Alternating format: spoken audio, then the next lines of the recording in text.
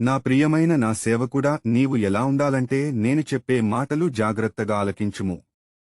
నీవు నా సేవ చేసేటప్పుడు, నా సేవకు వెళ్లేటప్పుడు నీవు ఎక్కువసేపు ప్రార్థన చేయాలి. బైబిల్ ప్రతిరోజు చదవాలి. అంటే ఏ సమయములో ఎవరు ప్రార్థన చేయమనడిగినా, ఎవరైనా నిన్ను ఆహ్వానించిన ఏ సమయములో ఎలా ప్రార్థన చేయాలో నీకు తెలియాలి. అంటే ముందుగా నీవు చదివి సిద్ధముగా ఉండాలి. ప్రార్థన చేసేటప్పుడు గాని, వాక్యము బోధించేటప్పుడు గాని కల్మషము లేకుండా ఉండాలి. అప్పుడు ఏ పరిస్థితుల్లోనైనా నీవు చెప్పే వాక్యము అందరూ విని మెచ్చుకోవాలి. నీవు దేవాలయములో గాని బహిరంగ సువార్త చెప్పేటప్పుడు గాని నీ స్వలాభము కొరకు సువార్త చెప్పవద్దు. కానుకల కోసము, దశమ భాగముల కోసము, నీ సంపాదన కోసము సువార్త చేయవద్దు. నీవు నా సేవకుడుగా కానుకలు ఎక్కువిస్తే ఎక్కువ, ప్రార్థన తక్కువిస్తే తక్కువ ప్రార్థన చేయకూడదు. కులభేదముగాని, మతభేదముగాని, కుటుంబ భేదముగాని, అందము సౌందర్యముగాని చూసి సువార్త చేయవద్దు. మొకమాటము సువార్త అసలు చేయవద్దు. ఉన్నది ఉన్నట్లుగా సువార్త చేయుము. వాక్యమును బోధించుము. అందరినీ పలకరించుము. అందరితో ప్రేమగా మాట్లాడుము. ఆడవారితోగాని,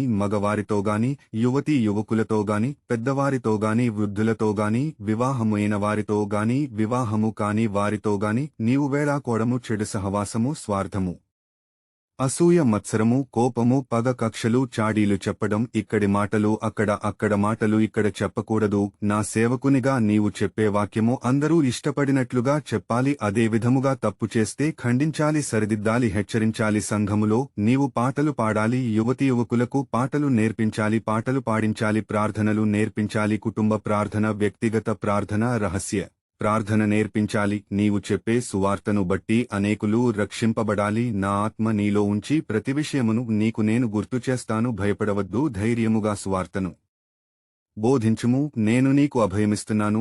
ఎవరు నీకు హాని చేయరు. బైబిల్ వాక్యమును చదువుము. అపోస్తలుడైన పౌలు తిమోతికి రాసిన 2వ పత్రిక 3వ అధ్యాయము 16 మరియు 17 వచనములు. పరిశుద్ధ గ్రంథము చెప్పినట్లుగా దైవజనుడు సన్నద్ధుడై ప్రతి సత్కార్యమునకు పూర్ణముగా సిద్ధపడి యుండునట్లు దైవావేశము వలన కలిగిన ప్రతి లేఖనము ఉపదేశించుటకును, ఖండించుటకును, తప్పుదిద్దుటకును, నీతియందు శిక్ష చేయుటకును ప్రయోజనకరమైయున్నది. పరిశుద్ధ గ్రంథము చెప్పినట్లుగా నా సేవకుడా, నీవు జీవిస్తే నీకు ఏది లోటు లేకుండా తినడానికి తిండి, కట్టుకోవడానికి బట్ట, జీవించటానికి సమస్త సౌకర్యములు అన్ని నీకు సమకూర్చెదను. నిన్ను పైవానిగా ఉంచెదను కాని క్రిందివానిగా ఉంచెను. నిన్ను తలగా పెడతాను గాని తోకగా పెట్టను. ఆమెన్.